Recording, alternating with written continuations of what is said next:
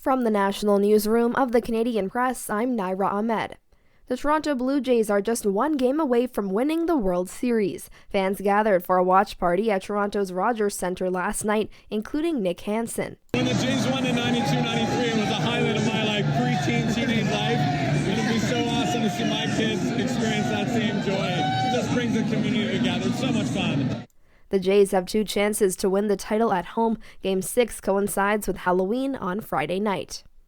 Prime Minister Mark Carney is in South Korea, where he toured a shipyard owned by one of two companies vying to build Canada's next fleet of submarines. Canada has plans to buy up to 12 new submarines to replace the Navy's aging Victoria-class subs as part of an effort to boost the military's capacity and presence in the Arctic. Carney's schedule for today includes more meetings with leaders from South Korea, Australia, and New Zealand ahead of the APEC summit on Friday. Meanwhile, Donald Trump met with Chinese President Xi Jinping in South Korea for over 2 hours and reached a trade deal. Trump had threatened 100% additional tariffs on Chinese imports, which would have raised the costs on everything from clothes to electronics. On Air Force One, Trump called the trip a success. We have a deal.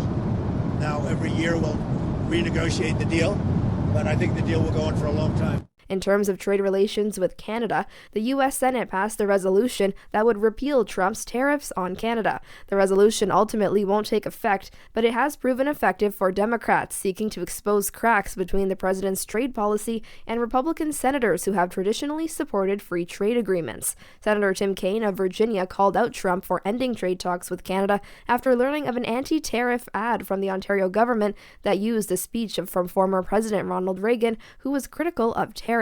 Donald Trump has stopped the discussions because a TV ad hurt his feelings. The 50-46 tally in the U.S. Senate was the latest in a series of votes this week to terminate the national emergencies that Trump has used to impose tariffs. Meanwhile, Canada's ambassador to the U.S. says her team in Washington is communicating with American officials since Trump terminated trade talks last week. Kirsten Hillman appeared by video in front of the Senate Committee on Foreign Affairs and International Trade in Ottawa today. She explained that exchanges with a number of her contacts in the Trump administration have still been taking place.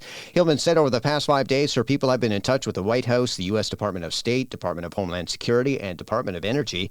Hillman said Trump and Carney have had exchanges while in Asia, demonstrating that communication channels were still open at the highest level. Don Mitchell, the Canadian Press.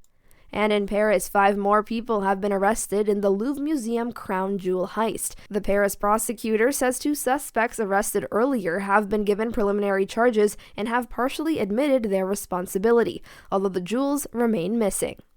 This is the Canadian Press. In sports, the Blue Jays have 2 chances to win the World Series in Toronto. The Toronto Blue Jays are 1 victory away from winning the World Series for the first time since 1993.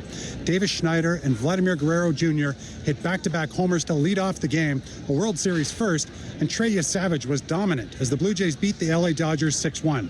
Yesavage allowed 3 hits and 1 earned run. He had 12 strikeouts in the 8th big league start of his career. The Blue Jays will have a raucous sellout crowd on hand for Game 6 on Friday night. Toronto would also host Game 7, if necessary, on Saturday.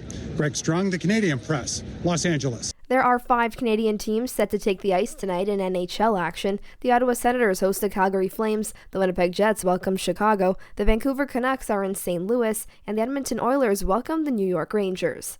The Toronto Raptors are off today, and the Baltimore Ravens are in Miami to take on the Dolphins in Thursday night football action in the NFL. From the Canadian Press, I'm Naira Ahmed.